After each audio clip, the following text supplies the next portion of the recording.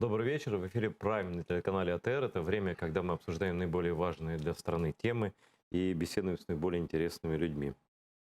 Сегодня у нас гость, который, кстати, был одним из первых гостей из представителей новой власти после выборов парламентских.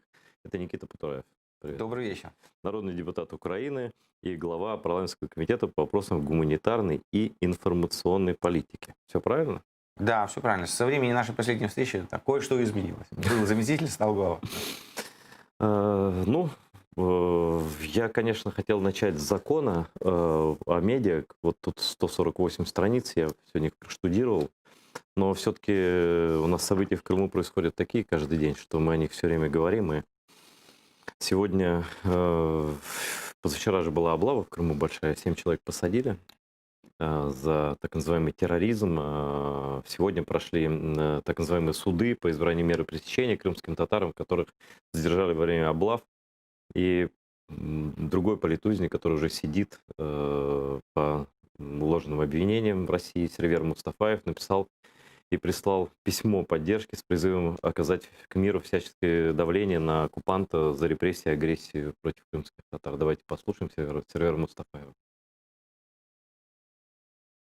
Активное заявление с международных трибун, международные суды и последние доклады ООН стали детонатором продолжения безумного, наглого наплевательства России на весь мир. Дошло до того, что в Крыму в числе других незаконно задержанных в ходе массовой облавы инвалид, слепой человек, которого оккупанты обвиняют в терроризме. Это показатель ужесточения политического давления на коренной народ, крымских татар, одной из форм которого является давление по религиозному признаку. Цель облав, обысков, арестов и обвинений в никогда не существовавшем у крымских татар терроризме – запугать народ, не покорившийся оккупантам, вынудить его покинуть родную землю, чтобы там не осталось тех, кто самим своим существованием и своей борьбой показывает миру истинную картину жизни в оккупации на протяжении 6 лет. Мы можем сколько угодно призывать всех вокруг к активности и поддержке нас в решении нашей проблемы, именно как чужую проблему воспринимает нас мир, когда информированность мира хромает. Но где в этом призыве пример самих крымских татар, украинцев, проживающих в других странах? Не будет его, не будет ничего. Ну, вот такой крик из застенков русских. Спасибо Серверу, что он нашел в себе смелость и мужество, ну, как и все наши ребята. Но вот написал, обратился. А вообще по этому поводу этих последней облавы, вот этой, внешне напоминавшей какие-то фильмы про Гитлера, есть пара версий, почему это происходит. Например, адвокат Эмиль Курбединов, крымский наш адвокат, сказал, что это связано с докладом Генсека ООН о правах человека в Крыму, да, где прямо там все названо по именам, да. А вторая версия, это уже такая моя, ни на чем, в общем, не основанная, кроме попытки логики, что это давление на Украину в Минском процессе в том числе, что вот мы можем захватить сколько угодно заложников еще, и у тебя там, Владимир Зеленский, будут проблемы, и давайте там как-то, как-то. Я хочу твою версию слышать, что происходит. Ну, я считаю, что это комплексная, безусловно, ситуация.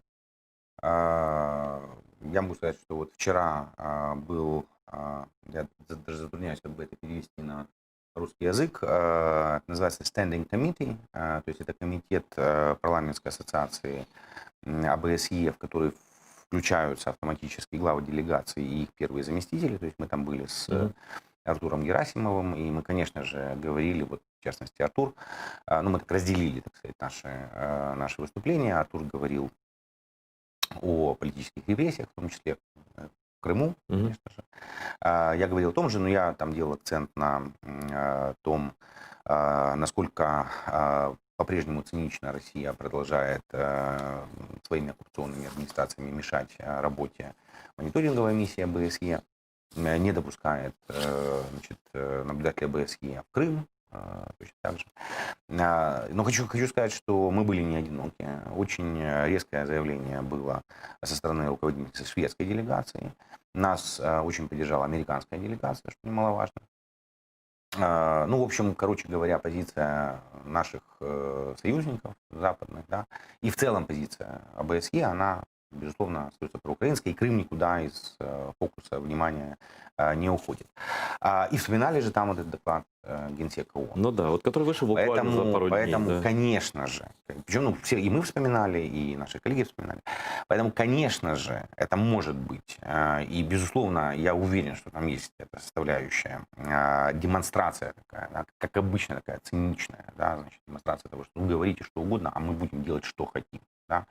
Это первое. Второе, да, это безусловно средство давления на Украину. Это происходит не только в Крыму, хотя Крым, конечно, для них является Наиболее в удобным этом смысле местом, да, для террористов, наиболее удобным да. местом для того, чтобы хватать просто заложников. Но это терроризм, по сути дела. Они людей захватывают заложники, и все. Слушайте, ну, мы же знаем, что вот в американском конгрессе лежит Defense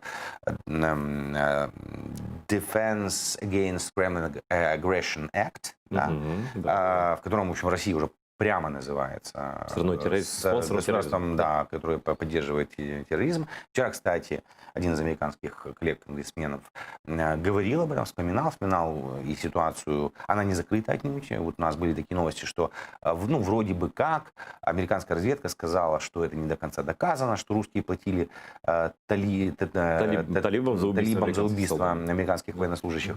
Но на самом деле из выступления конгрессмена Хадсона я вчера понял, что ничего подобного, что эта тема не закрыта. В Америке она прям на повестке дня, и они будут с этим разбираться дальше. Они, значит, ну, то есть, если у разведки нет пока прямых фактов, то косвенных, как я понимаю, американской разведки достаточно. А для американских политиков и американского общества это более чем серьезное обвинение. Да? То есть, если действительно будет доказано окончательно, что Россия платила Талибану за террористические акты против американских военнослужащих, то, я уверен, Кремлю будет не до шуток. И вот этот акт может... Это второй, да, ну, конечно же, ну, известно, что он придерживается нынешней администрации американской, но он есть, и если изменится чуть-чуть конъюнктура политическая, то и эта администрация не удержит. То этот акт мгновенно двинется, и у него там, то, что называется, двухпартийная поддержка у этого акта, как со стороны демократов, так и республиканцев. Все он тормозится только исключительно на уровне администрации. Вот. То есть, еще раз возвращаемся, да, значит, это, безусловно, очередной вызов международному сообществу. Это, безусловно, еще одно проявление такого терроризма, да, когда просто людей в заложники берут как в Крыму, так и на Донбассе, да, и бросают за стенки. Но это еще, мне кажется, конечно, связано с принятием поправок. То есть, безусловно... В Конституцию Российской Федерации. Я твой пост сейчас просто увидел на экране, да? Да. Ничего, тебя не прервал мысль твоя? Нет, я, собственно, этим хотел закончить. Да. Нужно иметь в виду, что это очень мощный политический фактор, и таким образом российская власть, безусловно, демонстрирует, что все ограничители сняты. Вообще все. И я, ну, на самом деле... Об этом просто достаточно пишет и российская либеральная журналистика, на самом деле свободная, которой очень немного осталось, Смеешься, по крайней мере. Но есть «Новая газета», тем не менее, какие-то островки, там полуостровки остались. Полуостровки, да? Но люди пишут о том, что, ну, в общем, нам надо готовиться. Ну, даже там поняли, у нас, правда, не все поняли, но... Ну, у нас не все понимают, потому что у нас тут, в общем, есть такие филиалы телеканала «Россия» и мы поговорим Первого сейчас канала, об этом, да, значит, Никита. поэтому у нас люди просто подвержены, так сказать, абсолютно кремлевской пропаганде, да, которая просто через формально украинские каналы транслируется. Вот Никита написал пост. Все забывал сказать. Вообще меня восхитили требования Кремля к Украине об изменении нашей Конституции. Это Кремль требует через Минск, якобы, что мы там обязались Конституцию менять себе и так далее. Алло, гараж, пишет мой собеседник. Вы же свою изменили первыми. Стал быть, Минские соглашения, подписанные с предыдущими российскими властями, являются никчемными. Разве не так? Кто обнулился-то?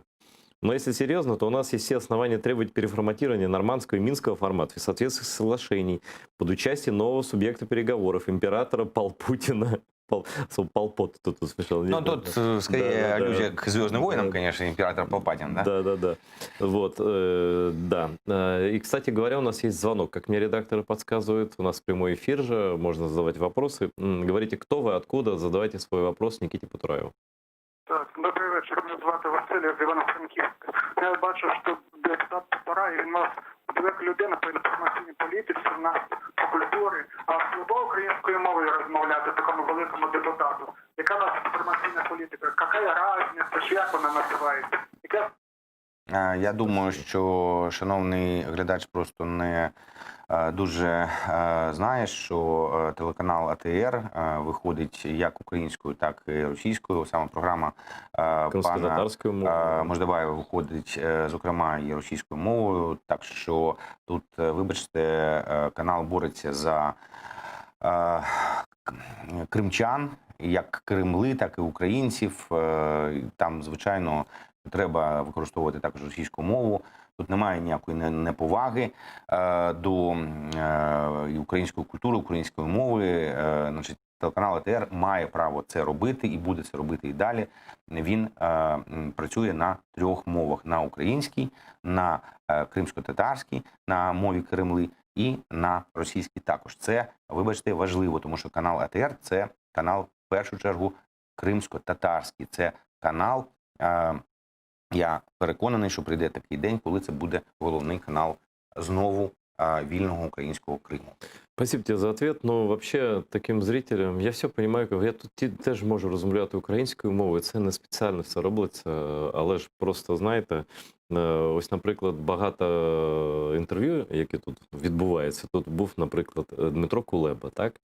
І вони, російські канали, вони це інтерв'ю просто цитували, аж тиждень, просто их выбешивало. Они вот только ради этого можно, чтобы они по-русски понимали, что тут вообще сидят не какие-то засранцы, а люди, которые знают их насквозь, вот, и умеют ставить им условия тоже, а не только они вот это, Конституцию нам менять, какой стать.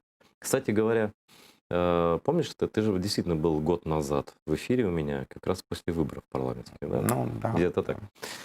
Вот, и у нас зашел разговор о разных путях содействия освобождению Крыма, возвращения. И ты сказал, что мы говорили про автономию. Я был и остаюсь сторонником провозглашения крымско-татарской автономии.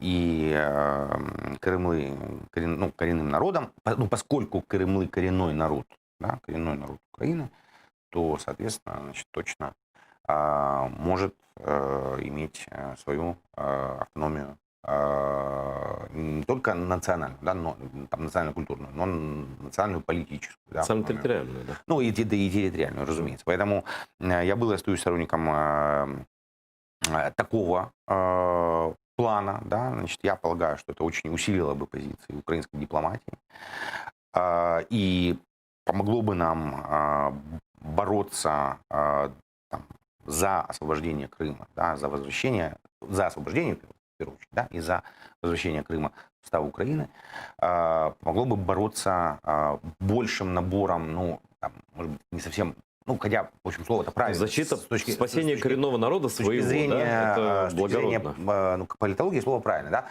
больше было бы инструментов, да, потому что мы говорили, по-моему, тогда, а если нет, то я напомню, что провозглашение такой автономии позволило бы точно сформировать полноценное правительство вот Крыма в изгнании. Говорю, да. Сформировать, вероятно, даже представительский орган в изгнании, да, представительскую власть. Вот. И еще дало бы кучу там, других дополнительных возможностей. Поэтому я был, остаюсь сторонником этой идеи, я ее, так сказать, там, продвигаю, ну, у себя там и во фракции, да, значит, и ну, там, где я могу ее продвигать. Безусловно, это, ну, очень серьезный шаг. Очень серьезный шаг, ну, он должен быть там проанализирован с разных сторон. То есть я понимаю, почему ну, там, вот решение, допустим, не было принято там, до Нового года или там, после Нового года, да, но обсуждение этого идет. Ну хорошо, я вижу, просто идет еще что. Вот Алексей Резников, да, вице-премьер, он же вот сказал то, что, о чем мы с тобой говорили, вот правительство в экзиле, да? Да. Крымском правительстве в экзиле и правительстве в экзиле представительство властей ОРДЛО тоже, да. То есть вот, пожалуйста, это наши люди, вот их наша власть украинская, да. Что мы там им отдали, пусть фальшивую, но власть, да. Мы же должны в наступление переходить, но это целиком логично абсолютно. Разумеется. Я хочу, кстати, напомнить, может быть, просто не все телезрители знают, что я могу ошибиться буквально там на год, что-то такое, да, но правительство Второй Речи Посполитой в изгнании в Лондоне просуществовало как бы не до 1990 года. Да. Вообще то. Да. Вообще то. И было мощным фактором, да, конечно, мы его тут в Советском Союзе не видели, да, Нам не знали, показывали просто. замалчивалось, да, это был мощный инструмент борьбы за освобождение Польши от советского, так сказать, гнета, да, за возвращение Польши полноценной независимости. Поэтому, конечно же, и правительство Крымской национальной автономии в изгнании, да, значит, и некий представительский орган, это, безусловно, очень мощные инструменты и защиты крымско-татарского народа, и продвижение его интересов, и отстаивание его интересов на всех уровнях, начиная с самых высоких международных. Это нужно понимать. Я считаю, что, безусловно, этим путем нужно двигаться. Ну, один из шагов в этом тоже направлении, это то, что первый замминистра иностранных дел стала Эмине Джапарова. Эмине Джапарова, да. Она крымская татарка. Я с ней встречался, она прекрасный специалист, у нас с ней там чудесный контакт по тем вопросам, которые пересекаются между МИДом и деятельностью нашего комитета, потому что МИД — это же большое министерство, там есть в том числе вопросы и культурной политики, и информационной политики, и зарубежной, безусловно, украинской. Вот, я прямо очень рад, что она там, и уверен, что мы будем очень эффективно работать. Ну, в общем, судя по истерикам, которые из-за поребрика наблюдаю, да, любое высказывание наших представителей власти в отношении Крыма, и о площадке по Крыму, и об этом, и о том, там уже, ну, и нет никаких уступок, которые они что-то себе намрили там, да, по Минску, что Украина не ложится никуда, ни под кого, и вызывает страшную истерику. Вот у меня Рома Цымбалюк, ну, ты знаешь, про кого я говорю, да? Значит, он говорит, что там просто уже на ток-шоу они бесятся. Зеленский второй, значит, второй Порошенко, нации там, ну, что касается внешней политики, там он вообще там бандеровец и ужас-ужас, да. У нас тоже просто многие этого не знают, на самом деле, как нас там оценивают. Они знают все почему. Потому что у нас, как Никита верно заметил, сейчас мы к этой теме перейдем, у нас слишком много трансляций, пусть пересказанной ртами условно украинских журналистов, но трансляции российских каналов. Мы с тобой опять год назад об этом говорили, и вот пока никуда ничего не сдвинулось. Вот. Но ты, я как понимаю, хочешь сдвинуть с теми коллегами, с которыми вы подготовили закон, который называется «Закон Украины про медиа». Называется он очень коротко, а на самом деле это вот такая вот папка. Да, она выглядит, конечно, пугающе, потому что, например, все законы о СМИ в США, называется первая поправка, там 5 предложений, по-моему. А у нас тут все расписано просто по номерам. Но в США есть так называемый Communication Act. Это вот такой талмуд, который при желании можно человека там травмировать до там сотрясения мозга, если по голове крепко, так сказать, стукнуть. И вот Federal Communication Act, он ровно про то, как же в этой стране, в Соединенных Штатах Америки, функционирует средства массовой информации. И вроде бы абсолютная свобода с одной стороны, а с другой полная стороны... свобода. Да. Цензура запрещена. И многие вещи действительно в англосаксонском, англоамериканском шире, да, значит, праве решаются в том числе на прецедентах, Конечно, на традициях, на устоявшейся этике. Но, кстати говоря, мы вот наблюдаем же, что в последние годы с этим проблема, потому что когда каналы начинают явно перекашивать, причем сейчас не важно, о каких мы каналах говорим, то ли в бок республиканцев, то ли в бок демократов, это очень нехорошо, и сами же американцы об этом говорят, американские публицисты, там, аналитики, да, что, видите, мы были уверены в силе наших традиций, мы были уверены, да, значит, оказалось, что все это, в общем, достаточно легко изменить, да, значит, этот баланс. Вот. В Европе не так. В Европе, конечно, регуляция всегда была, такая традиция континентального права. И то, что, в общем, мы это сделали, это закон не о журналистах, это закон о медиа. он к, собственно, контенту имеет очень там небольшое отношение. Там есть только 36-я статья, там всего 12 пунктов 36 статье, в которой написано, в общем, в 12 пунктах изложено, что нельзя в украинских медиа говорить, показывать и так далее. Ну и, в общем, такие достаточно очевидные вещи, которые, в общем, есть и в другом законодательстве. Мы просто собрали, ну, потому что, опять-таки, мировая, европейская, в том числе, практика, ну, чтобы, если там есть медиа, да, ну, соберите все в один закон, то есть это кодификация, да, чтобы все было в одном законе. Вот я захочу, допустим, завтра открыть телекомпанию, да, или там начать там интернет-сайт там раскручивать, да, я беру этот закон, я его читаю, я точно Но понимаю. там все детально расписано, прямо до мелочей. Да, я точно понимаю, как это все, значит, в нашей стране работает, да. Что касается вот ограничений, то это понятно, это, ну, по сути, общественное, не государственное, это ну, общественное ограничение, потому что наше общество там не хочет, чтобы в медиа там, занимались там, пропагандой наркотиков. Наше общество не хочет, чтобы, значит, у нас там, ну, действительно, мы этот раздел новый, что поначалу мы там просто расписали о том, что ну, там нельзя, значит, контент, который там может травмировать детей. Да? Но наши европейские коллеги сказали, нет, ребята, это у вас устаревший подход. Значит, дети – это очень важно. Мы убедились, что, ну вот, скажем, контент, который вот мы иногда там думали, что, ну, нет, он не влияет на детскую психику, нет, влияет, поэтому будьте добры, вот вам, так сказать, предложение наше.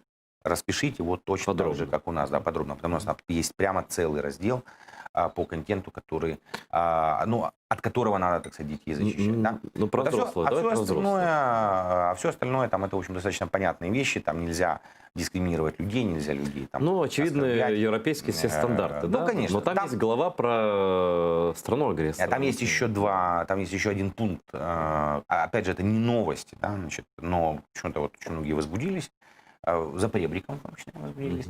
Ну, потому что нельзя, значит, заниматься адвокацией преступлений нацизма и, значит, коммунизма советского, да. Вот как же так, значит, а как же вот там советские деятели, вот, а если мы их покажем, если мы там покажем позитивно Щербицкого, нет проблем, вы можете показать позитивно Щербицкого, только вы, ну, должны дать такой контекст, чтобы люди не забывали, что Советский Союз это не прекрасная страна там, с розовыми копеек, единорогами, да, значит, это страна, в которой в мордовских лагерях убивали медленно, в том числе украинских патриотов, да, значит, борцов за украинскую независимость. И не только убивали там еврейских правозащитников, знаете, там, значит, борцов за права евреев, убивали крымских татар, убивали чеченцев, ну, в общем, репрессированный народ. Что мы говорим? Да вообще репрессированная нация, вот та самая там пресловутый советский народ, да, значит, весь репрессированный, да, весь, причем неоднократно, да, а некоторые, конечно, некоторые народы репрессированы целенаправленно, прямо с большой, так сказать, душой и большим вдохновением. Да? Товарищ Сталин, значит, истреблял целые народы. Вот. Но там есть еще один раздел, который очень, понятно, возбуждает, значит, там, как значит, товарищи, значит, за поребриком, так и, значит, их говорящих голов здесь. Да? Это раздел по противодействию российской агрессии. Вот.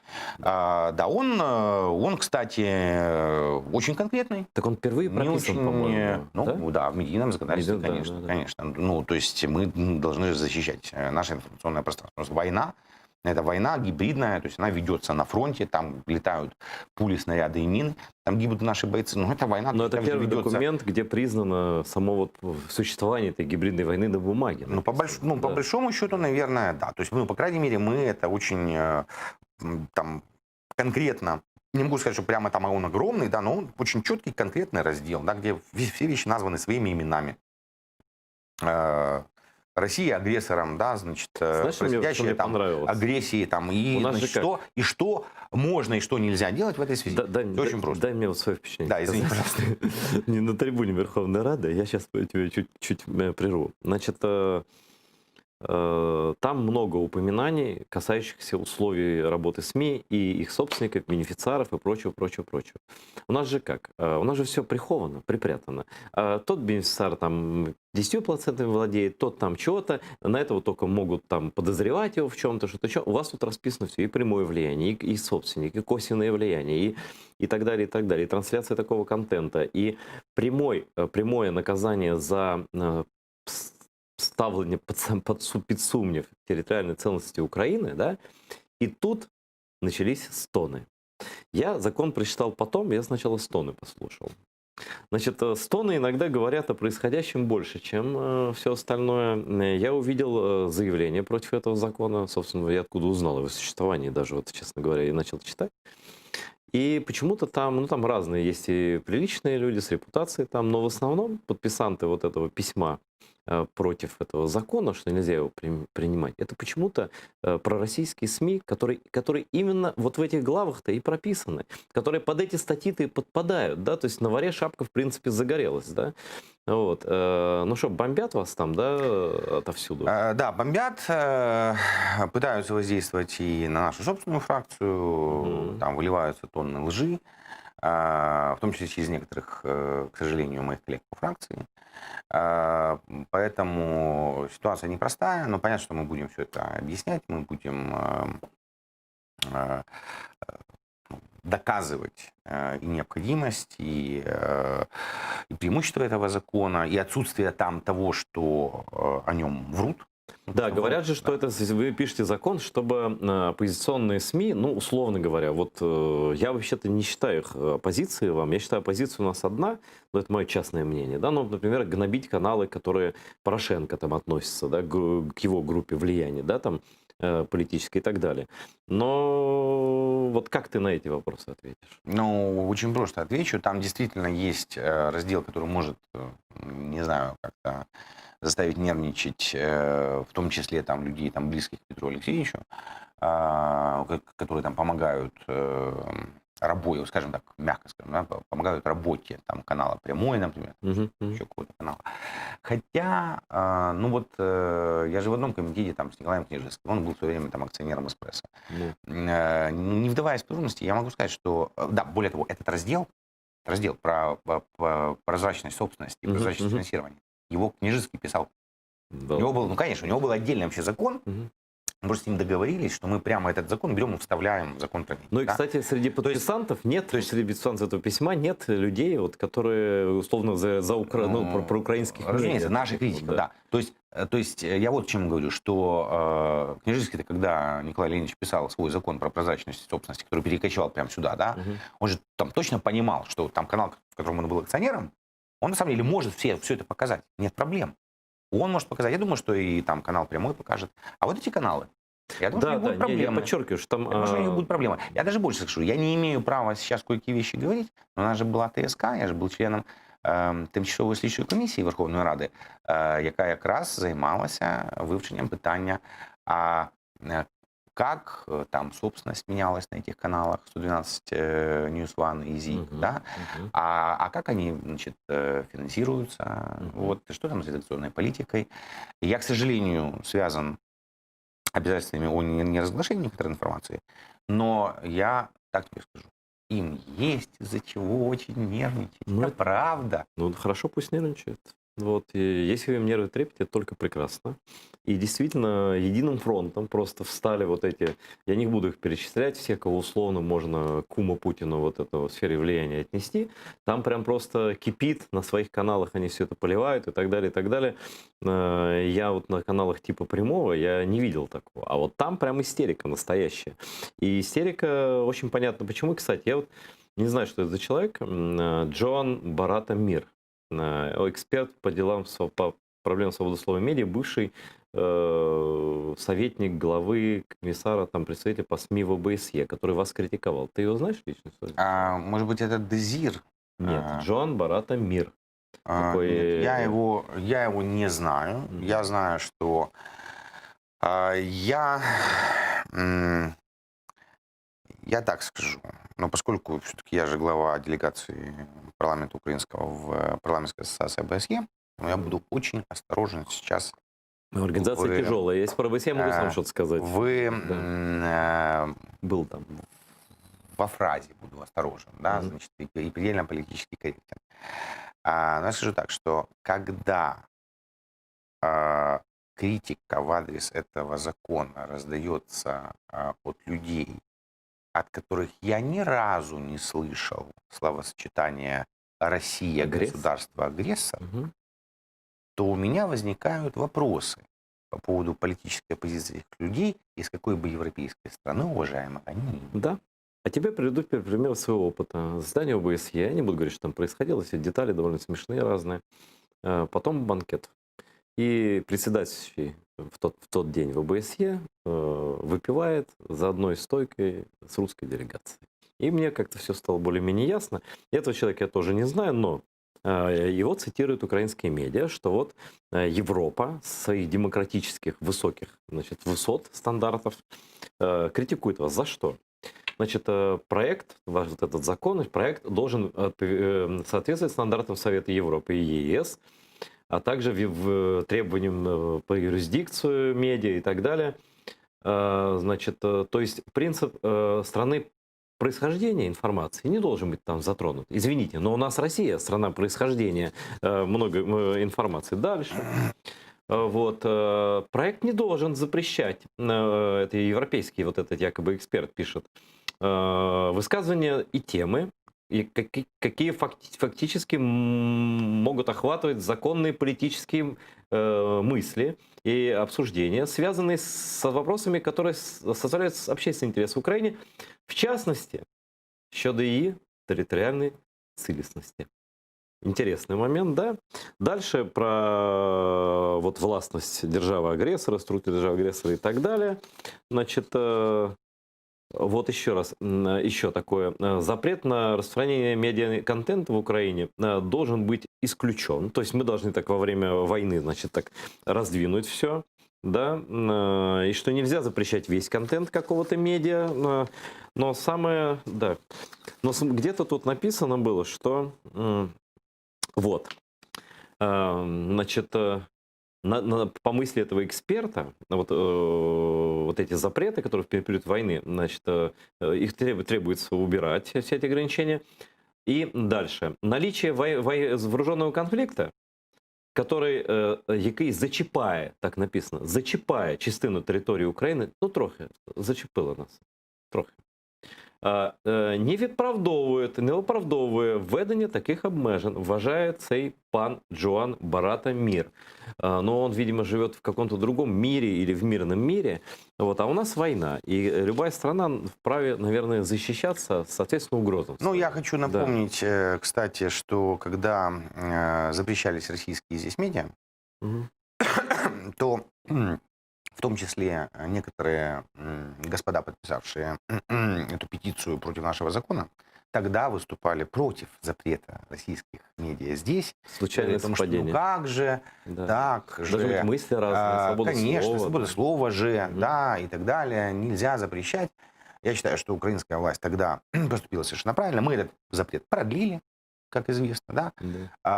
Ну, потому что ну, у всего есть свои пределы, да, и у манипуляций действительно священными там, принципами базовых свобод человека, к которым относится в том числе свобода слова, тоже должны быть пределы. Пределы у манипуляций. Свободы слова нет, свободы высказывания нет, да. И у свободы прессы, которая пресса, но которые медиа настоящие, свободные, плюралистичные, да, вот тут нет свободы.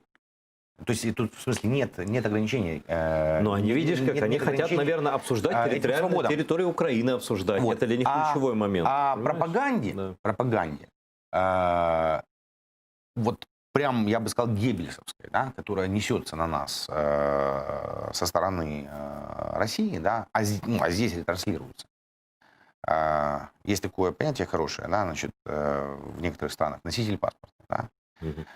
Но это когда у человека там есть паспорт, но он там, грубо говоря, не совсем полноправный гражданин, потому что, в общем, там частичную ответственность только несет перед государством. Да? Но вот это, вот, знаешь, это вот носители украинских паспортов, я бы так сказал. Носители украинских паспортов. Скажи мне, то есть они формально украинские, да, медиа, формально украинские журналисты. Но когда они транслируют вражескую пропаганду, которая убивает, точно так же, как убивают пули, то они для меня носители паспортов, да, и носители удостоверений, а никак не украинские журналисты и медиа. Когда этот закон будет принят, что, как это ограничит российскую пропаганду, ретранслируемую медиа, зарегистрированными разными людьми гибридными в Украине. Вот Позволит с ней более эффективно бороться. Ну, например. Ну, там на самом деле прописаны те возможности у регулятора, у Национального совета по телевидению и радиовещанию, которые появляются. Дополнительные, не как сейчас. На самом больше. деле они конкретизированы, Мгм. да, и они конкретизированы не через, скорее, полномочия, да, скорее они конкретизированы вот в разделе, который посвящен российской агрессии. Мгм. Вот что там сделано. То есть у регулятора достаточно полномочий. Вполне достаточно. Мы и не хотели их увеличивать. Да? Просто инструмент вы хотели дать. Мы Да. хотели дать Критерии конкретные. критерии, да, совершенно верно. Критерии, по которым можно рассматривать совершенно определенные вопросы. Вот. И мы эти критерии там даем. Да, но там задница-то загорится у некоторых, потому что не зря они так истерят. Ну, не зря, конечно. Да. Конечно, не зря. Там есть вопрос, там, безусловно, я надеюсь, что возникнут проблемы у тех, кто непрозрачно финансируется. Непонятно как. Но на самом деле мне понятно, но Ну еще да. раз связан значит, обязательством о неразглашении. Мне, в общем, понятно как. Да? Вот. Значит, там есть понятные значит, ограничения по продвижению месседжей государства-агрессора. Мгм. Да. Какая разница? Ну, то есть, мы же понимаем, да, значит, вот, то есть, мы их лишили возможности здесь прямо вещать, да? Ну, То есть не может Дмитрий Киселев там, и Владимир Соловьев здесь вот прямо появляться в украинском эфире. Ну, окей, они, значит, нашли обходные возможности. Ну, а мы им отвечаем этим но вот этот законом. закон, он насколько сильно он перекрывает вот этот вентиль, вот этой кривой поставки русской пропаганды? Я сюда? надеюсь, достаточно серьезно. Я надеюсь, достаточно серьезно. Но это демократический закон, написанный по европейским действительно А стандартам. есть мнение То есть европейцев им- других каких-то? об Да, этом? есть, я сегодня уже в Фейсбуке, кстати, Шведов, по-моему, запустил. Там процитировал, шведы, да. там есть еще ссылочка на твит Евросоюза. Это только начало. Вот. Будут еще заявления. И они будут не только со стороны наших западных друзей. Я знаю, что и украинские медиасообщества разные. Там же, вот, когда они говорят, мы все протестуем, ну, они же тоже Нет, не манипулируют. все, я посмотрел Но подписи. не далеко, все. да, далеко не все. И есть в Украине масса медийных сообществ, медийных инициатив, которые, да, у них есть там некоторые небольшие там предложения по поправкам между первым и вторым чтением, да, но в целом они поддерживают этот закон, и они скажут свое слово. Да, так вот, еще раз, это закон демократического европейского государства. Еще раз подчеркну, демократического европейского. То есть, используя этот закон, нельзя взять и просто закрыть Вот, да, я об этом какой-то хотел канал. сказать. Да? Вот, вот насколько Нельзя прислать там спецназ СБУ или там, значит, спецназ Ну, там смотри, еще там какой-нибудь, вот- да, вот условно и говоря, взять, выключить передачу. вот- Нельзя. вот Нужно доказать. Никит, ну вот не Нужно нравится, условно говоря, Зеленскому, ну или кому-то там, власти, представителям власти, кому-то не нравится канал там такой-то, да? Вот используя этот закон, можно его репрессировать? Только имея безукоризненную доказательную базу. Причем конкретно здесь все прописано. Причем только в соответствии с этим законом. Только. Мгм. Ну, поэтому, собственно, 90% украинских журналистов и медийщиков этот закон, он защищает их. Вот я говорю, убери вот это Не- про собственников СМИ, да, про реальный вплыв. Там так все подробно расписано, вот я прочитал, там есть и частичный вплыв. То есть вот не уйдешь, там расставленные как Да. бы капканы по периметру. Потому что, ой, я тут не полностью, здесь у меня 10%, вот ну как он, наш как в дурака играть умеют все, да. И убери главу про страну-агрессора, и никаких вот этих вот истерик на пророссийское. Ну, вот то, что ты цитировал, оно же не на пустом месте. У нас были очень, я бы сказал, суровые дискуссии с европейскими коллегами, с европейскими экспертами, потому что закон-то создавался при поддержке Совета Европы, то есть при поддержке Евросоюза, который, значит, через Совет Европы помогал создавать этот закон. И европейские эксперты были вовлечены, и вместе с нашими экспертами работали над этим текстом. И у нас были очень жесткие разговоры, потому что эта история про раздел, там, где речь идет о государстве-агрессоре, да, он возникал. Но мы всегда в дискуссиях могли доказать свою правоту. И он остался абсолютно обоснованно, то есть с ним никто из экспертов европейских уже на финальной стадии не спорил. Там кое-какие вещи мы, я бы не сказал, смягчили, но мы их там конкретизировали, сделали там, ну, более там Ну да, они же требуют, чтобы обобщенного не было, да, чтобы более конкретно да, было. вообще в законе нет, мы тщательно вычищали вот эти вот вещи, можливо, може, не може, да, значит, там, и так далее. Вот эти вот все двозначности, да, трехзначности, которые могли бы позволить этот закон поворачивать как дышло, мы оттуда максимально, ну, то есть я, ну, могу сказать, что они оттуда убраны, да. Если вдруг я где-то там забыл, то я уверен, что люди, ну, конструктивные критики обратят мое внимание. Но мы прям за этим следили, из текста все это поубирали. Смотри, еще там есть много о защите государственного языка. Например, что тоже, я думаю, не нравится товарищам, которые мечтали бы, чтобы этого не было, и которые сейчас ходят в Конституционный суд, да, чтобы в Украине украинский язык поставить на место, как они считают, обратно в колонию загнать, да. Я, конечно, все пролистал, это честно, и даже пометки сделал, но все прочитать не мог. Я хочу конкретный вопрос задать, чтобы нашим зрителям было понятно, что там касается вот конкретно нашего совершенно особенного случая. Мы канал «Изгнанник», канал, лишенный материальной базы из-за аннексии, да, извините, правильно говорить, из-за временной оккупации. Аннексия — это намерение их, да, попытка аннексии, да. Это очень важно тоже в терминах, не путаться в этих.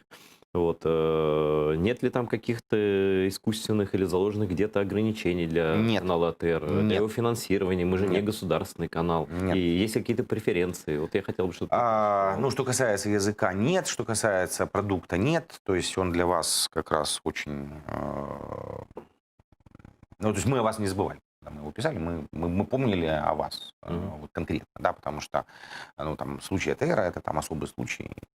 Да, его в мире нет такого случая, я тебе скажу. В своей стране был канал «Изгнанник». Ну, конечно, его и в мире-то нет, безусловно, ты прав. А что касается преференций, то я могу сказать, что они, в общем, для всех-то, да, значит, понятно, что те медиа, которые готовы, значит, брать на себя ответственность, ну, вы и так телеканал, вы и так в поле регуляции находитесь, да, то есть, но при этом вы там абсолютно законопослушная телекомпания, ну, к вам не было за Но мы не годы, призываем там, отдать Донбасс русским. Там, ни одной претензии. Да и, ну, слушай, ну, вообще хорошее, качественное телевидение, АТР, да, то есть о чем мы вообще говорим, да, свободное, хорошее, качественное, с хорошим собственным продуктом. Вот, говорить не о чем, да. Но что же, какие же преференции, да, значит, тут интересно, потому что, во-первых, ну и об этом можно будет поговорить, но возможность такая для вас есть точно такая же, как и для любой там региональной, там, местной, там, скажем, телерадиокомпании, да, значит, как раньше не было. У вас появляется возможность, согласно этому закону, заключить договор. Кстати, будет правительство в изгнании, будет еще проще, дай бог. Но уже есть и, значит, институт представителя президента в Крыму, да, значит, на информационное обслуживание, на информационные услуги.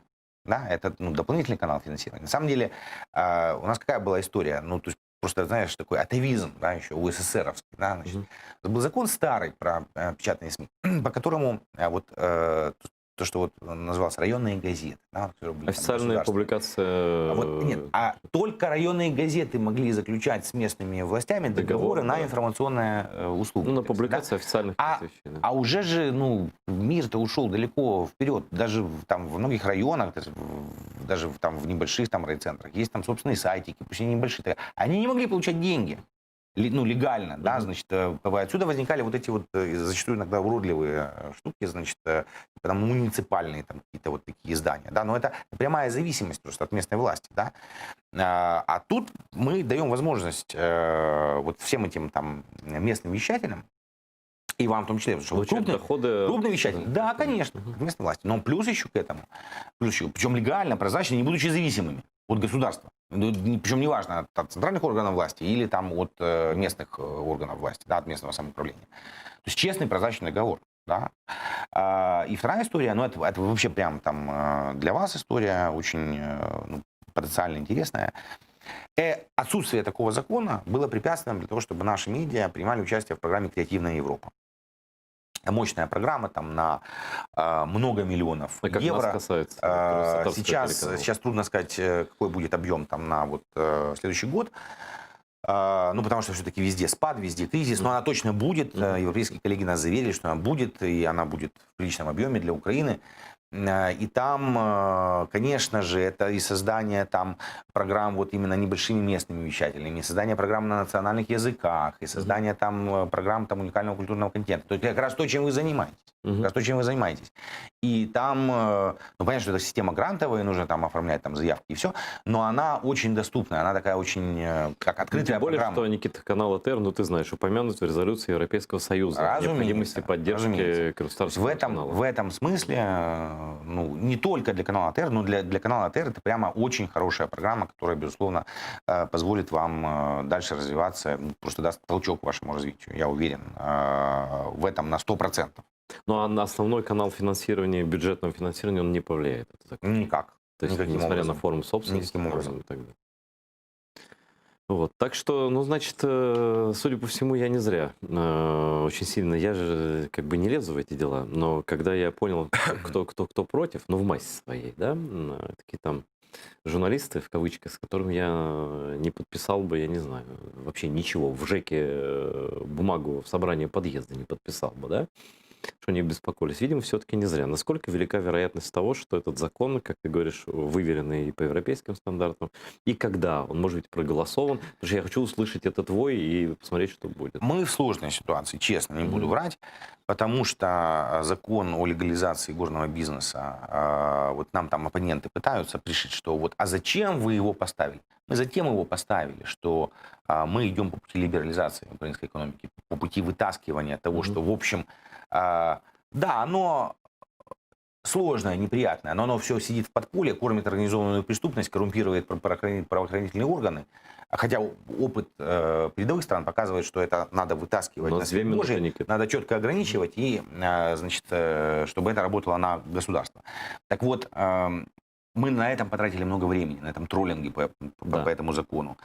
И я не уверен, что этот большой закон, большой, да, что мы его сумеем вписать как в очередную пленарную сессию, мы там будем делать еще внеочередные, да, постараемся, но я не уверен, что мы успеем. Если не успеем, тогда на сентябрь, к сожалению. Но закон, с помощью которого можно бороться с российской пропагандой, нужен необычайно. Потому что сейчас мы видим, как эти шарики выплывают, как их по этим всем концертам.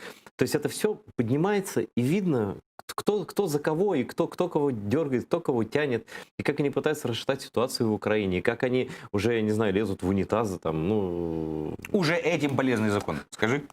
Я абсолютно согласен. Вот. Ну что, Никит, спасибо, что пришел. Спасибо, что позвал. Да, я считаю, что все-таки документы нужно читать иногда. Вот, и я этим занялся и не пожалел. Вот, спасибо, что есть люди проукраинские властные партии, их достаточно много. И, кстати, к нам очень часто ходят представители новой власти. Там много разной критики в адрес разных людей, но, по крайней мере, те, кто к нам приходит, абсолютно люди патриотичные, к каким нет никаких вопросов. Порядочные люди тянутся к порядочным людям. Видишь, как, да, приходите к нам почаще. Спасибо, времени стало меньше, но, видишь, я все-таки добрался. Добрался. Спасибо, что смотрели нас. Смотрите АТР и дальше. У нас никогда нет и не будет никакой цензуры, никакая власть нам ничего не указывает. И мы говорим только то, что действительно сами хотим, как все это видим и понимаем. Подписывайтесь на нас в Facebook, в YouTube. Смотрите АТР. Это полезно для здоровья головного мозга. Всего доброго.